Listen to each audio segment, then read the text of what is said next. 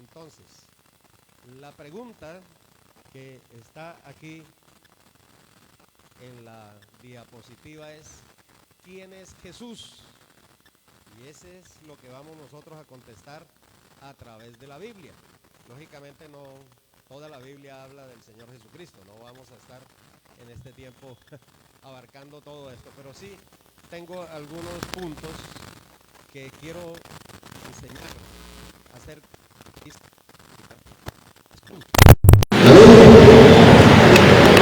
Yo los invito a que abran sus Biblias en el libro de Primera de Pedro, capítulo 1, versículo 8.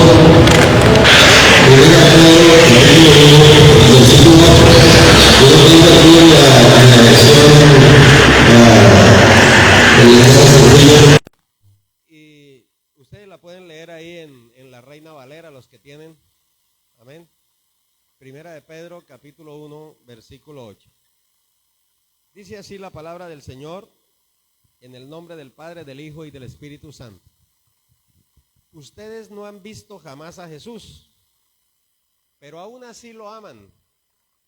Aunque no lo pueden ver ahora, ustedes creen en Él y están llenos de un gozo maravilloso que no puede ser expresado con palabras.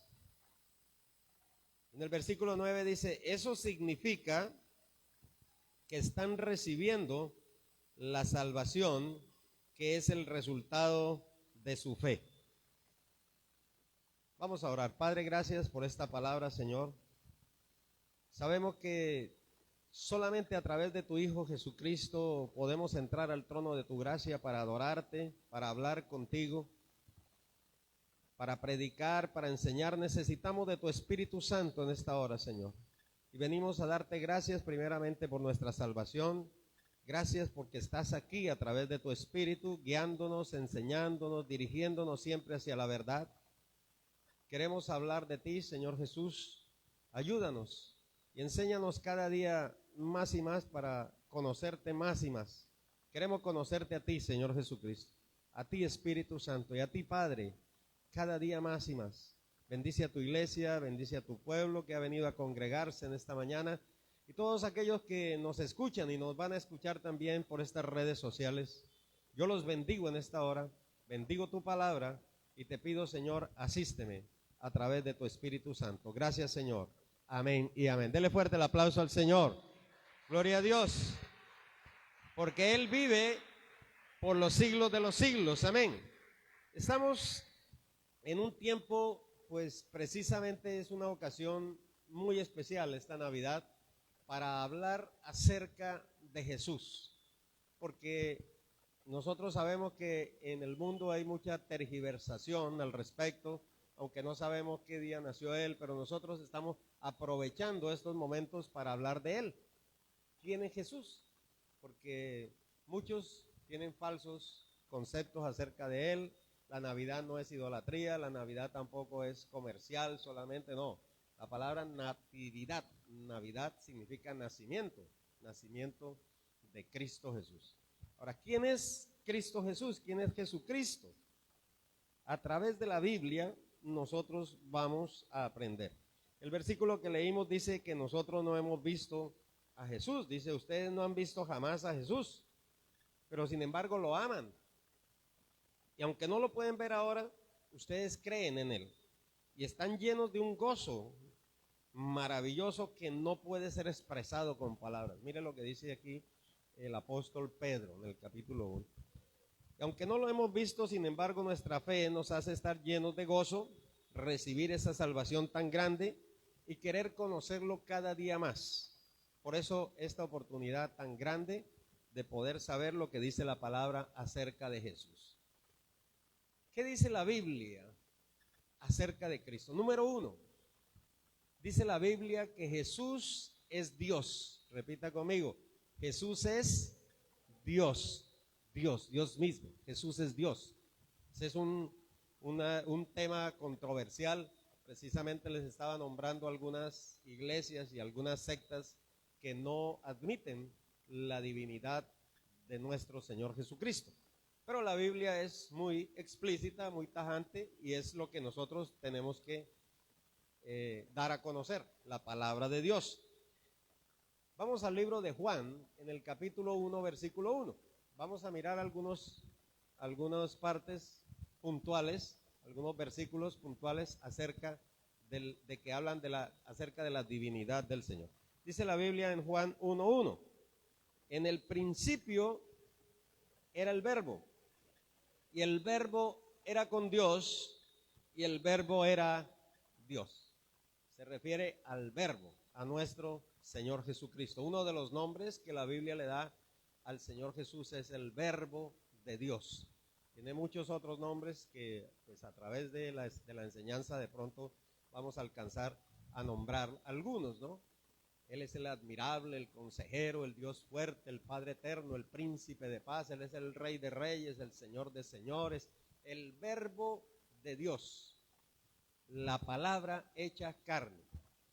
Dice aquí que en el principio, y esa palabra principio es la misma palabra hebrea que es bereshit, ¿no? O reshit, y en el griego es la palabra arge. Las dos significan lo mismo: primero, en primer lugar, el tiempo en primer lugar, el orden en el tiempo, en el rango, en el comienzo, el primer fruto. Significa nuevo, primero, primicia, principal, principio. Todo esto significa en el principio. Entonces póngase usted a pensar que el Señor Jesucristo estuvo en el principio, antes de que fueran creadas todas las cosas, porque todo fue creado por Él y para Él. Por eso el Señor Jesucristo dice: antes que Abraham fuese, yo soy. Antes de que usted naciera, ya Él era. Antes de que nosotros naciéramos, ya Él era. Antes de que todo existiera, ya Jesús estaba. Mire lo que dice en el versículo siguiente, en el mismo Juan 1, en el mismo capítulo de Juan, ¿cierto? Dice que todas las cosas fueron creadas en Él, las que hay en los cielos, las que hay en la tierra. El versículo 3 de Juan, dice: todas las cosas por Él fueron hechas, y sin Él nada de lo que ha sido hecho fue hecho. O sea, todo fue creado por Él, por Jesús. Porque Él es ¿quién? Él es Dios. Es la más profunda declaración que usted encuentra en la Biblia acerca de Jesús. Es la manifestación clara del Creador, Jesús. Él es Dios. Entonces, por eso nos lleva al principio de todas las cosas, al inicio. En el principio creó Dios los cielos y la tierra, ¿sí? Bereshit bara Elohim, ese en hebreo. Bereshit bara Elohim. Dice Shamayim et Eres. En el principio creó Dios los cielos y la tierra. Ese principio de todas las cosas, antes de eso existía Jesús. ¿Por qué? Porque Jesús es Dios. Amén. Ahora, Colosenses 1:16. Vamos a Colosenses, 1:16.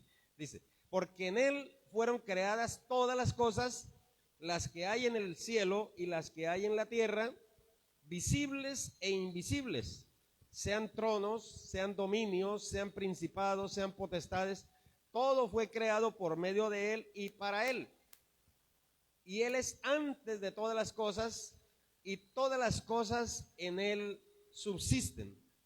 Eso dice en Colosenses, de que antes de todo era el Señor Jesucristo, y Él, en todas estas cosas estaba Él. Ahora, en Primera de Juan, capítulo 5, versículo 20, nos habla también de que el Señor Jesucristo es el Dios verdadero. Porque muchos hoy en día, como les dije antes, están enseñando que Jesús no es Dios, que Jesús no vino en carne, que Jesús es simplemente un hombre que pasó, como dicen los musulmanes. No, es un hombre, es un profeta que caminó como Mahoma, pero Mahoma está muerto, ¿no? Y no resucitó. En cambio, Jesús está vivo. Esa es la gran diferencia. Y todos los demás también que hablan de que Jesús no es Dios, pues están equivocados, porque la palabra de Dios lo dice claramente. Él es el verdadero. Usted le preguntan: ¿y quién es el verdadero Dios? Leamos Primera de Juan 5:20 para que nos demos cuenta. Dice así: y también sabemos que el Hijo de Dios ha venido y que nos ha dado la capacidad de conocer al Dios verdadero. vivimos unidos a su Hijo Jesucristo. Él es el Dios verdadero, el que da la vida eterna. Esto está en Primera de Juan, capítulo 5, versículo 20. Esta es otra versión la que estoy leyendo acá. Pero él ahí nos dice Juan, que lo conoció muy bien. Juan era el discípulo amado. Y dice él, Jesús es Dios. Jesús es el verdadero Dios. Estamos en él, en el verdadero. ¿Usted por qué anda buscando otras verdades? ¿Por qué anda buscando lo que no se le ha perdido? Si Jesús es el verdadero Dios. Amén. Vivimos unidos a su Hijo Jesucristo, porque Él es el Dios verdadero y que da la vida eterna. Y Él era antes, ¿cierto? Él era antes, dice aquí la Biblia, de todas las cosas. Jesús le dijo, de cierto os digo, antes que Abraham fuese yo soy, en Juan 8:58. Casi todas estas afirmaciones están en el libro de Juan. Ahora, número 2, Jesús es el Hijo de Dios. Jesús es el Hijo de Dios. Primero, fue enviado por su Padre, Juan 3:16. Espero que nos sepamos todos ese versículo, los cristianos, los creyentes. Esta enseñanza es para todos nosotros porque somos los que queremos conocer más de Jesús, pero también para decirle al mundo que Jesús es Dios, que Jesús es el Hijo de Dios y que Jesús fue enviado por el Padre aquí a esta tierra para que naciera de una virgen en el cumplimiento del tiempo, dice en Gálatas 4:4. Dios envió a su Hijo para que naciera de mujer, de una virgen, para que redimiese a la humanidad, es decir, para que la rescatara a la humanidad. Pero aquí en Juan 3:16, que es el versículo que nosotros todos conocemos, dice, porque de tal manera amó Dios al mundo, porque es el amor grande e inconmensurable de Dios, que nadie lo puede, dice, retener. Es un amor que es más ancho, ¿cierto?, que todo, más alto y más profundo. Porque Dios muestra su amor para con nosotros en que siendo un pecadores, Cristo murió por nosotros, dice. Mira cuál amor nos ha dado el Padre, que seamos hechos los hijos de Dios. Por eso el mundo no nos conoce, porque a Él tampoco le conoció. Pero aquí dice, de tal manera amó Dios al mundo, te amó a ti, me amó a mí, que envió, que dio a su Hijo unigénito, quiere decir Hijo único, para que todo aquel que en Él crea no se pierda, sino que tenga vida eterna. Aquí está todo el Evangelio ahí plasmado. Dios envía a su Hijo para rescatar la humanidad, para que todo aquel que crea en Él tenga vida eterna, no venga condenación, no venga, porque dice, no envió Dios a su Hijo al mundo para condenar al mundo, sino para que el mundo sea salvo por medio de Él. Y en Juan 3:18 dice, el que en Él cree no es condenado, pero el que no cree ya ha sido condenado porque no ha creído en el nombre del unigénito de Dios. Y nosotros hemos visto, dice en 1 Juan 4:14, testificamos que el Padre ha enviado al Hijo, el Salvador del mundo. Esto habla entonces de la salvación del unigénito Hijo de Dios. Dios hace ese sacrificio tan grande de enviar a su propio Hijo y a su único, para que viniera, se hiciese hombre así como nosotros, tomara forma de siervo, se humillara a sí mismo y fuera obediente hasta la muerte y muerte de cruz, como vamos a leer más adelante en Colosenses, porque eso fue lo que hizo el Señor, venir a pagar por la culpa y el pecado de nosotros, de todos nosotros. Solamente si nosotros confesamos nuestros pecados, dice la Biblia, Él es fiel y justo para perdonar nuestros pecados y limpiarnos de toda maldad, porque para eso vino el Señor al mundo. Eso es lo que estamos nosotros demostrando aquí a través de la palabra. 1 Juan 4:14 dice, y nosotros hemos visto y testificamos que el Padre ha enviado al Hijo, el Salvador del mundo. Y todo aquel que confiese que Jesús es el Hijo de Dios, Dios permanece en Él y Él en Dios. Ahora, número 2, fue nacido de una virgen. Dice en Isaías 7:14, mire usted quién lo predijo o quién lo profetizó, más o menos 800 años antes de que naciera el Señor Jesucristo. ¿Cómo les parece? Ya esto estaba aquí. escrito en la Biblia por Isaías, el profeta.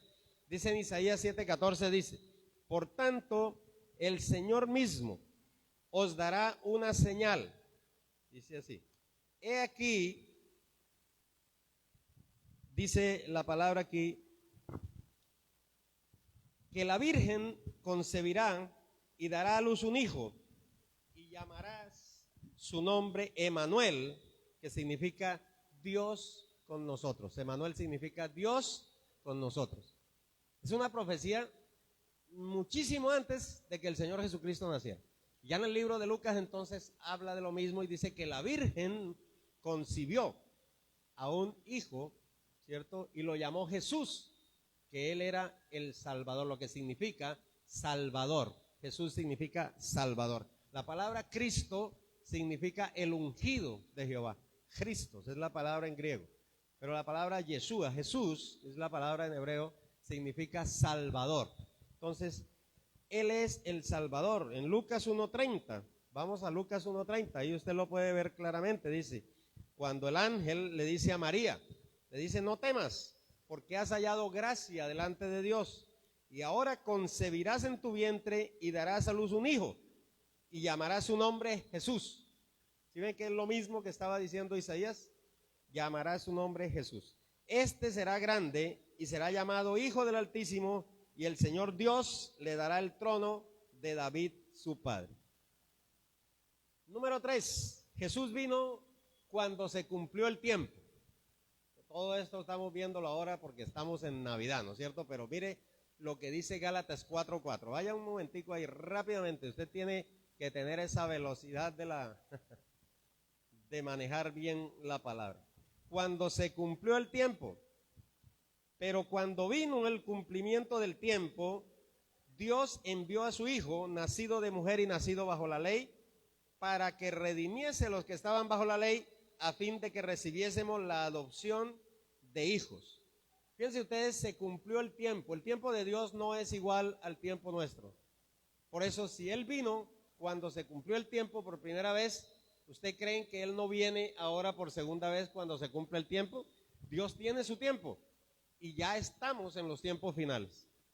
Estamos en los tiempos finales. Ya el Señor está cerca, a las puertas. Todas las señales las estamos viendo, se están cumpliendo. Él está aquí, Él ya viene a levantar a su pueblo. Está cerca su venida. Amén. Dele fuerte el aplauso al Señor y dígale: gracias, Señor, esperamos tu venida.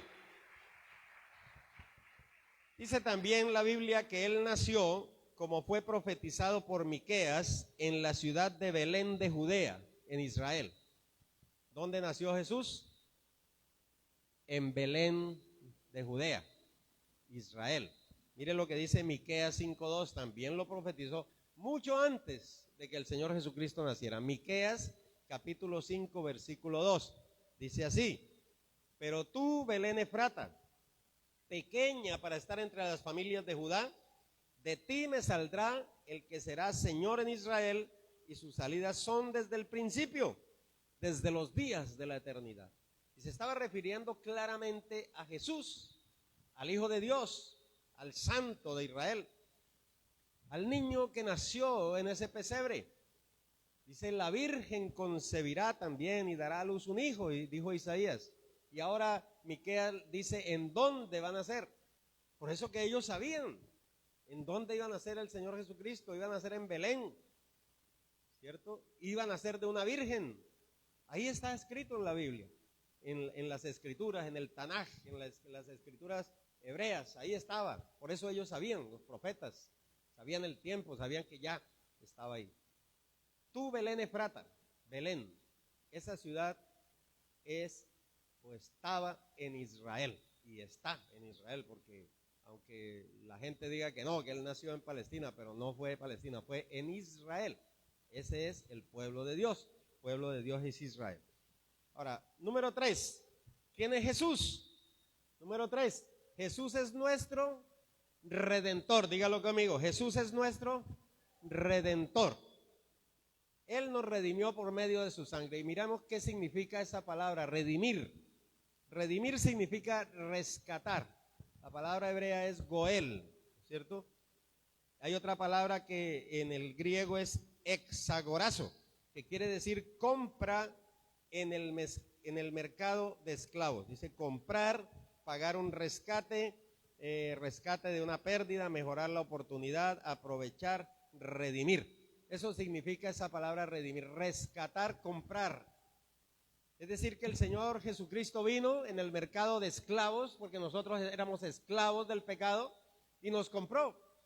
¿Y nos compró cómo? Con un precio que no es un precio de plata y de oro, porque en ese tiempo compraban los esclavos por un precio, ¿cierto? Precio de oro o plata. Pero en Primera de Pedro, en el capítulo 1, versículos 18 y 19, dice la Biblia lo siguiente: sabiendo que fuisteis rescatados, subraya ahí, rescatados, fuimos redimidos, rescatados, comprados, rescatados de vuestra vana manera de vivir, la cual recibisteis de vuestros padres, no con cosas corruptibles como la plata, como el oro, no, eso se corrompe, se corroe, sino con la sangre preciosa de Cristo, como de un cordero sin mancha y sin contaminación. Por eso Jesús es llamado el Cordero de Dios. Por eso Juan el Bautista dijo: he aquí el Cordero de Dios que quita el pecado del mundo. El Cordero, Jesús. Con esa sangre que derramó en la cruz, fuimos nosotros comprados, ese precio. Por eso usted vale lo que vale la sangre de Cristo. Hay gente que dice: yo no valgo nada, yo no sirvo para nada, yo estoy, esas palabras, llevado, ya no valgo nada, prefiero morirme, Si usted vale, si usted es creyente, si es cristiano, usted fue comprado a un precio que fue el más alto que se ha pagado en la humanidad. Es el precio de la sangre del Cordero. En la antigüedad, los israelitas mataban un cordero y regaban su sangre en el propiciatorio para que sus pecados fueran cubiertos, los cubría. El sacerdote regaba la sangre y cubría su pecado. Pero hoy en día, dice la Biblia, que la sangre de Cristo nos limpia de todo pecado, quita todo pecado, no solamente lo cubre, porque Jesús es el Cordero de Dios que quita el pecado del mundo, lo quita totalmente, nos limpia. Eso está en 1 Juan 1:7 y Juan 1:8, que la sangre de Jesucristo su Hijo nos limpia de todo pecado. Ahora, la Biblia dice que sin derramamiento de sangre no hay remisión de pecados. Hebreos 9:22. Por eso que hay tanta controversia a veces que por qué la sangre. Es que sin sangre, sin muerte, no hay, sin la muerte y derramamiento de sangre, no hay remisión, o sea, no hay rescate. Vea lo que dice Hebreos 9:22. Y casi todo es purificado según la ley con sangre, y sin derramamiento de sangre no se hace remisión.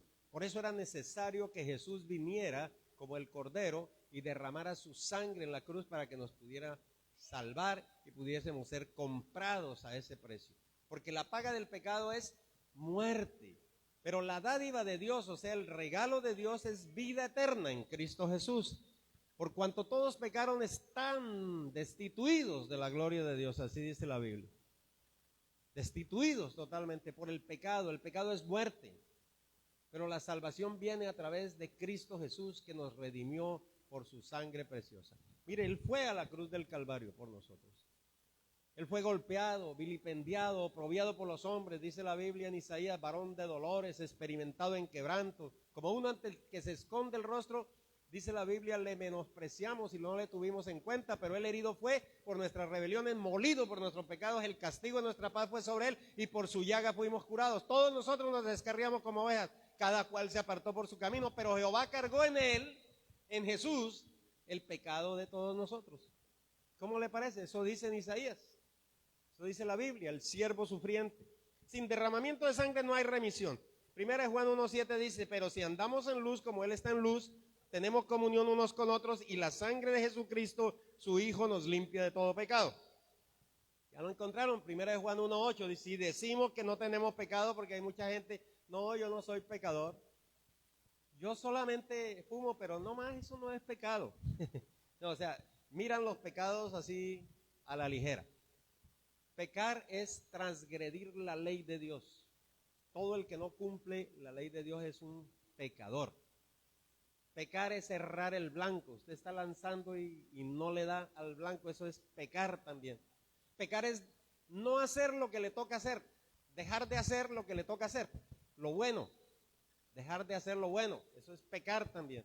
¿Ven? Todas esas cosas son pecado. Entonces no podemos decir que somos santos y limpios y perfectos, ¿no? Dice, si decimos nosotros que no tenemos pecado, nos engañamos a nosotros mismos y la verdad no está en nosotros.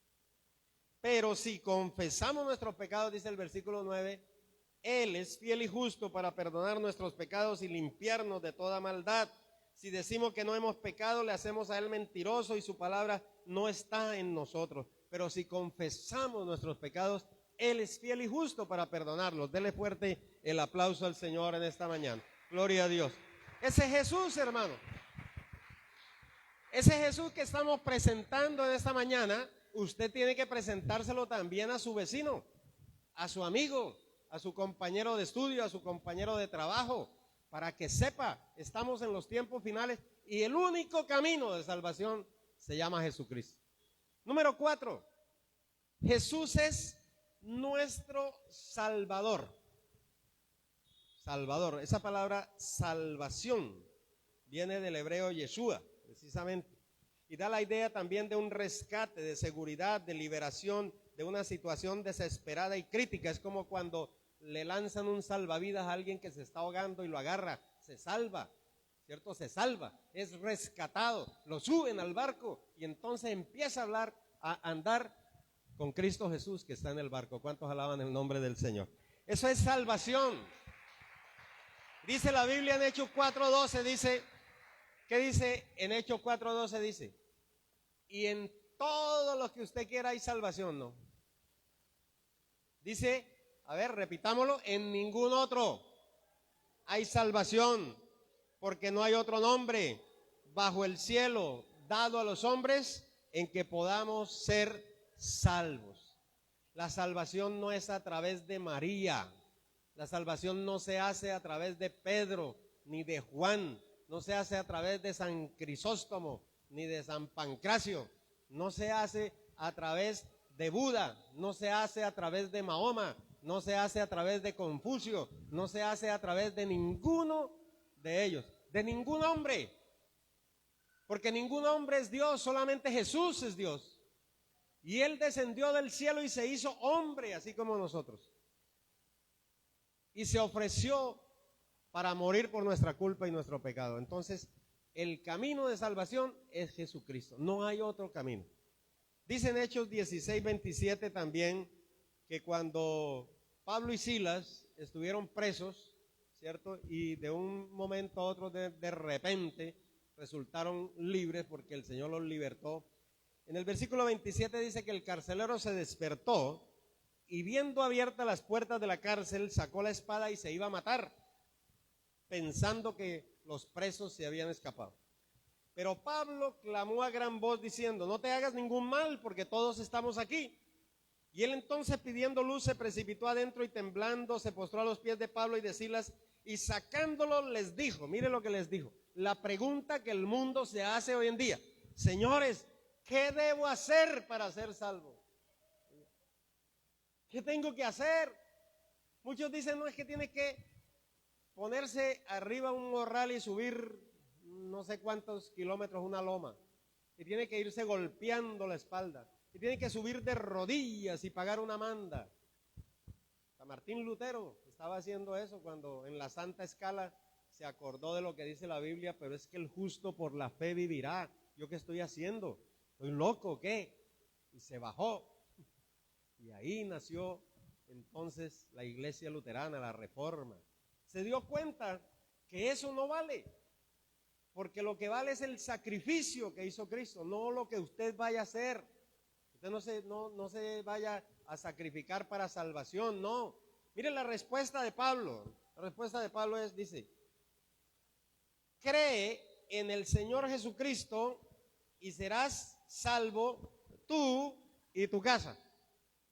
No solamente usted va a ser salvo, su mamá, su tío, su abuelo, sus hijos, todos sus familiares van a ser salvos. ¿Por qué? Porque van a ver su testimonio, su cambio, su transformación. Van a ver que Jesús le cambia, le transforma. Por eso se van a salvar también. Y usted les va a predicar y ellos van a venir a Cristo. Y usted va a orar por ellos y ellos van a venir a Cristo. Por eso dice, serás salvo tú y toda tu casa. Solamente creyendo. Porque por la fe es la salvación. Porque por gracia soy salvo. Dice en Efesios también el apóstol Pablo. Por medio de la fe. Y esto no de vosotros, porque es un don de Dios, no es por obras, no, para que nadie se gloríe. Porque fuimos creados en Cristo Jesús para buenas obras. Ahora sí, las obras son después de que nosotros hayamos creído. No es que no haya que hacerlas, sí hay que hacer buenas obras, pero no para salvación. Porque hay algunos que tienen niveles, ¿no? Ya le di hoy 100,000, entonces voy a seguir escalando para salvarme. No se va a salvar nunca. Por lo que usted le dé a la gente no se va a salvar. Lo que hay que darle por el sentimiento, el corazón de la persona que necesita. Pero eso no le sirve a usted para salvación. Hay muchas religiones que enseñan eso. Los budistas enseñan eso. Que hay que ir por escalones hasta llegar al nirvana, ¿no? Por allá, a lo máximo, y que hay karmas que hay que pagar. Entonces son cosas malas, que entonces hagamos una buena para tapar esa mala y después hacemos otra buena y entonces, pero ahí nos vamos a quedar toda la vida, nunca vamos a ser salvos. Pero miren lo sencillo que es la salvación de Cristo, por fe, creyendo. No lo vemos, como dije al principio en el versículo que leímos nosotros, dice, ustedes no lo han visto jamás a Jesús. ¿Quién ha visto a Jesús? ¿Quién ha visto a Dios? Dice que el que lo vea muere. No puede, no podemos ver la brillantez, la luminosidad, la energía tan tremenda que debe ser, ¿no es cierto? El ver a Dios, no podemos verlo. Lo vieron los discípulos porque Él vino y se hizo hombre. Es otra cosa, muy diferente. Pero dice aquí, ustedes no han visto jamás a Jesús, pero aún así lo aman. Aunque no lo pueden ver, creen en Él. Y están llenos de un gozo que no puede ser expresado con palabras. Dele fuerte el aplauso al Rey. El gozo de la salvación. Ese es el gozo de la salvación. Por eso que el salmista David decía, devuélveme el gozo de la salvación. ¿Sí? Espíritu noble me sustente, no me quites de mí tu Santo Espíritu. Porque el gozo de la salvación es una cosa extraordinaria. Jesús murió en la cruz por nuestros pecados, número 5. Primera de Pedro 2:24, ahí rápidamente, a la palabra. Porque dice así en Primera de Pedro, quien llevó él mismo nuestros pecados en su cuerpo sobre el madero, para que nosotros, estando muertos a los pecados, vivamos a la justicia, y por cuya herida fuisteis sanados. Y en Primera de Pedro 3:18 dice, porque también Cristo padeció una sola vez por los pecados, el justo por los injustos, para llevarnos a Dios, siendo a la verdad muerto en la carne, pero vivificado en espíritu. El Espíritu Santo nos revela, nos muestra estas cosas del Señor Jesucristo. El Espíritu Santo fue el que levantó a Jesús, y ese mismo Espíritu nos va a levantar a nosotros también cuando muramos. Así dice la palabra, seremos vivificados y tendremos un cuerpo también glorificado como el de Él. Filipenses 2:5 en adelante dice, haya pues en vosotros este mismo sentir que hubo en Cristo Jesús, el cual siendo en forma de Dios, no estimó el ser igual a Dios. Mire lo que dice Filipenses 2:6. No estimó el ser igual a Dios. No estimó el ser igual a Dios como cosa que aferrarse. Porque él había podido decir, yo soy Dios. Vaya Gabriel, vaya Miguel, vaya cualquier otro. Yo no voy a ir. ¿Yo por qué voy a ir si yo soy Dios? Pero miren la grandeza, hermano, de Dios. Oiga, eso es algo extraordinario. Cuando usted analiza estos versículos, dice, pero ¿cómo Dios se hizo hombre? Y aquí lo explica claramente, dice en versículo 6, el cual siendo en forma de Dios no estimó el ser igual a Dios como cosa que aferrarse, sino que se despojó, se anonadó a sí mismo, tomando forma de siervo, hecho semejante a los hombres, y estando en la condición de hombre se humilló a sí mismo, haciéndose obediente hasta la muerte y muerte de cruz, por lo cual también Dios lo exaltó hasta lo sumo y le dio un nombre que es sobre todo nombre, para que en el nombre de Jesús se doble toda rodilla de los que están en los cielos y en la tierra, debajo de la tierra, y toda lengua confiese que Jesucristo es el Señor, para gloria de Dios Padre. ¡Aleluya! Sea bendecido el nombre del Señor. Sea glorificado el nombre de Jesús. Mire, Jesús lo hizo. Él fue a la cruz del Calvario. Él derramó su sangre por usted y por mí. Pero Él no se quedó allí. No se quedó en la cruz. Algunos lo pintan todavía a Jesús crucificado. Ya Él no está crucificado. Algunos lo tienen como un niño, el divino niño que les hace milagros. Ya no es un niño. Dice la Biblia que Él crecía, en estatura creció, en gracia para con Dios y con los hombres. Se hizo hombre. Empezó su ministerio cuando bajó del monte de la tentación, lleno del Espíritu, y empezó a sanar a los enfermos, a echar fuera demonios, a libertar al cautivo. Eso hizo Jesús. Caminó por Samaria, Judea, Galilea, Perea, Decápolis, sanando, hermano, y haciendo milagros. Aún hasta los muertos resucitó. A Lázaro, al hijo de la viuda de Naín, a la hija de Jairo. Él mismo se levantó de entre los muertos con poder y gloria. Así dice la Escritura. Jesús venció la muerte, se llevó las llaves del Hades, del infierno, y las llaves de la muerte. Se las llevó para arriba, donde está Él, en la gloria. Ese es Jesús, el que le predicamos a ustedes y el que ustedes tienen que conocer. Número 6, Jesús resucitó y vive por los siglos de los siglos. ¿Dónde podemos encontrar que Jesús resucitó? Dice en Hechos 2, 32 y 33, que el apóstol Pedro, cuando se levantó allí en Pentecostés, dice: y todos nosotros somos testigos de que Dios resucitó a Jesús, y de que luego lo llevó al cielo y lo sentó a su derecha. Y Dios le dio a Jesús el Espíritu Santo, y ahora Jesús nos ha dado ese mismo Espíritu, pues nos lo había prometido, y esto es lo que ustedes están viendo y oyendo. Gloria al Señor. Jesús se levantó, hasta los mismos ángeles testificaron y dijeron: ustedes que andan mirando, dice, varones galileos, ¿por qué estáis mirando al cielo? Ese mismo Jesús que se fue ahora, ¿cierto?, vendrá otra vez, como ustedes lo han visto, como lo habéis visto. Hasta en el mismo lugar va a venir. ¿Usted sabía que Jesús viene por segunda vez? ¿Usted sabía que Jesús viene primero a levantar a su pueblo, a su iglesia, y que después viene con poder y gloria y va a posar sus pies en el monte de los olivos, en el mismo lugar donde se fue, y va a derramar espíritu de gracia y oración sobre su pueblo Israel, y todo Israel será salvo? Y mandará al diablo y lo va a apresar. Un solo ángel necesita, y lo va a mandar al abismo, y va a haber 1000 años de paz. Ese es Jesús, hermanos.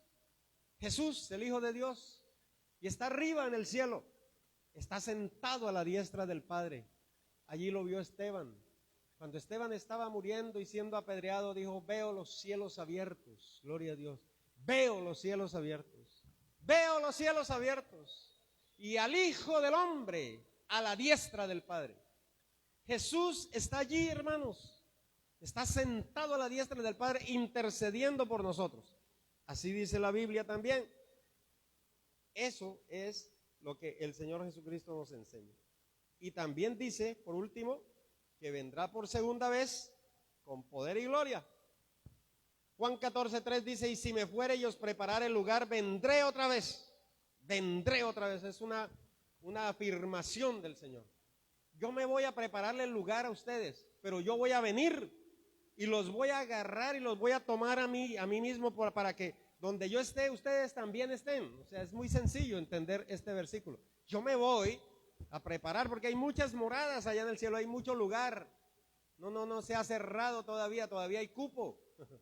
Porque alguien dice que ya se cerró, no se ha cerrado todavía. En el diluvio, hasta que no se cerró la puerta, hubo chance, ¿no? Pero después que la puerta se cerró, olvídese, porque puerta que el Señor cierra no la abre nadie. Pero está abierta.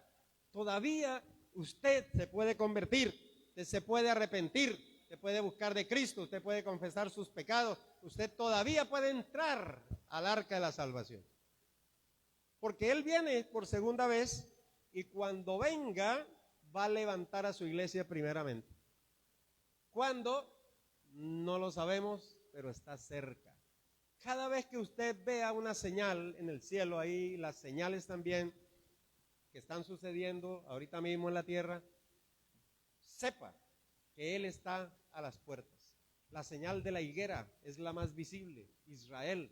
Israel es una nación ahora, es el pueblo de Dios. Está siendo atacada porque la quieren destruir y acabar y borrar del mapa. Pero nadie va a poder hacerlo porque es el pueblo de Dios. Pero dice, es una señal de que yo estoy cerca a las puertas, estoy ahí. Es una señal. Hambres, guerras, terremotos, son señales que nosotros tenemos que estar viendo. Será predicado este evangelio del reino a todas las naciones y entonces vendrá el fin. Ya viene el fin. Pero antes de que venga el fin total, de cielos nuevos y tierra nueva, nosotros vamos a ser arrebatados, dice la Biblia. El que esté con Cristo, el que esté preparado. Por eso Él dice, velad y orad, dice en el libro de Lucas 21:36, ¿no? Velad y orad para que seáis dignos de escapar. Cuando le toca a uno escapar es que le toca correr, ¿no es cierto? Pero en este caso vamos a ir para arriba, vamos a ser levantados, escapar de las cosas que han de venir. Porque si vienen, no les quiero decir ni darles malas noticias aquí, mentiras, no. Si vienen y están por venir. Dice, las cosas van a venir, van a pasar, pero nosotros vamos a escapar de esas cosas si nosotros estamos agarrados del Señor y preparados con Cristo. Todos los días, velando, estar atento, orando, diciéndole, Señor, límpiame, límpiame, yo quiero estar limpio porque esta ropa se queda, este cuerpo se queda también. ¿Sabe cómo vamos a irnos? 1 Corintios 15:51, eso es un misterio, por eso ahí lo dice. Os digo un misterio, yo les voy a decir lo que dice el apóstol Pablo ahí, un misterio, les voy a contar ese misterio, dice. No todos dormiremos, no todos moriremos, dice, pero todos seremos transformados a la final trompeta, porque se tocará la trompeta. Y dicen Tesalonicenses, los muertos en Cristo resucitarán primero y luego nosotros, los que vivamos, los que hayamos quedado, seremos arrebatados juntamente con ellos en las nubes para estar con el Señor en el aire, para siempre con el Señor. En las nubes, óigalo bien, Jesús viene en las nubes primero. Ese corito que dice Jesús viene en las nubes, ¿cierto? La iglesia va a ser levantada, Él viene en las nubes primero. No todo ojo lo verá al principio, sino que nosotros vamos al encuentro con el Señor. Vamos al encuentro con el Señor. Allí está arriba, en las nubes. El Señor ya está cerca para levantar a su iglesia.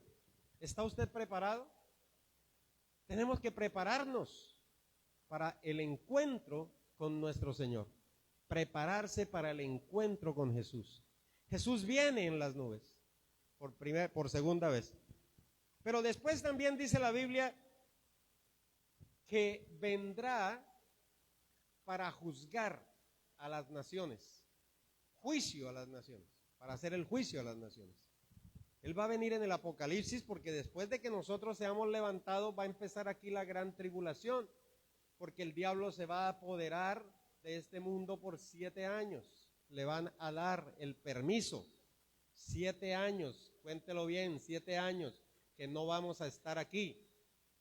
Pero puede ser hoy que venga el Señor, mañana empezará la gran tribulación posiblemente, porque el diablo está ya caminando, engañando a las naciones. Todo lo que usted está viendo es un engaño del diablo. No se deje engañar por Satanás. Mire, la Biblia dice en Apocalipsis 12:12, dice que el diablo ha descendido con ira, con rabia, ira, porque sabe que le queda poco tiempo. Le quedan 7 añitos y un poquitico. Le queda un poquitico más 7 años. Eso es lo que le queda al diablo.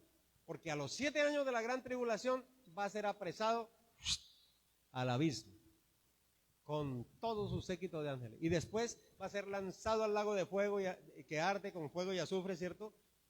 Y allí con todos sus ángeles y todo lo que viene. Pero ahorita mismo el diablo viene para apoderarse y está enviando a sus ángeles, y todo lo que ustedes están viendo y lo que sale por ahí, eso es el diablo, ese es el enemigo, ese es Satanás, que viene con furia, con ira. Pero gracias a Dios que estamos protegidos por el ángel de Jehová, por el Espíritu Santo. Nosotros estamos con el Señor. Miren en Apocalipsis 5:9, para terminar, dice: todos ellos cantaban esta nueva canción: solo tú mereces tomar el libro y romper sus sellos, porque fuiste sacrificado y con tu sangre rescataste para Dios a gente de toda raza, idioma, pueblo y nación.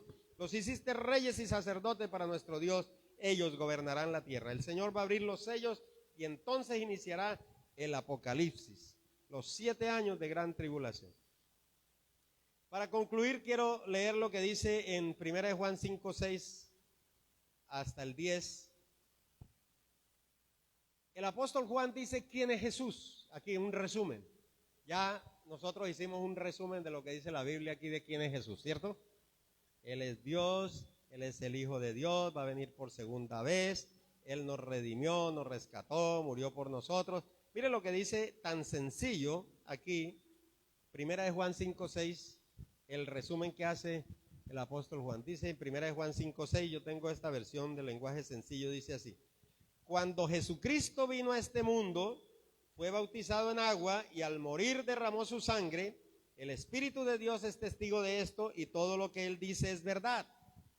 Son 3 los que nos enseñan que esto es verdad: el Espíritu de Dios, el agua del bautismo y la sangre que derramó Jesús al morir en la cruz. Y los 3 dicen lo mismo. Este versículo lo borraron algunos por ahí falsos maestros de su Biblia. 3, Padre, Hijo, Espíritu Santo. Nosotros valoramos lo que dice la gente, pero lo que Dios dice es mucho más valioso, porque nos habla acerca de su Hijo. Si confiamos en el Hijo de Dios, entonces creemos lo que Dios ha dicho, pero el que no cree en Dios lo hace pasar por mentiroso, porque no ha creído lo que Dios mismo ha dicho acerca de su Hijo Jesucristo. ¿Cómo le parece? Dele fuerte el aplauso al Señor. Esto lo dijo Dios de su Hijo Jesús de Nazaret.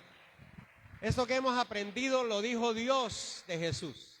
Así que entonces, hermanos, la Navidad debe ser un medio de adoración a Cristo. Solamente. Los ángeles lo sabían claramente, ¿no? Dice aquí en el versículo que tenemos nosotros al final, dice en el libro de Juan, en el libro de Apocalipsis, perdón, está aquí el versículo que tengo, pero donde hablan los pastores, dice: les traigo nuevas de grande gozo, ¿no? Porque ha venido sobre ustedes un Salvador, que es Cristo el Señor. Y entonces dice que aún los ángeles le adoraron. Los ángeles le adoran al Señor. Le adoran, le están adorando aquí. Como nosotros, que somos humanos, que somos nada prácticamente en este universo, un megapíxel, un puntico ahí, ¿cómo es que nosotros no nos vamos a postrar delante de Él? David decía: cuando veo los cielos, ¿cierto?, y la obra de tus manos, yo digo: ¿y quién es el hombre para que de él te acuerdes? O el hijo del hombre para que tengas de él misericordia. No somos nada, hermanos.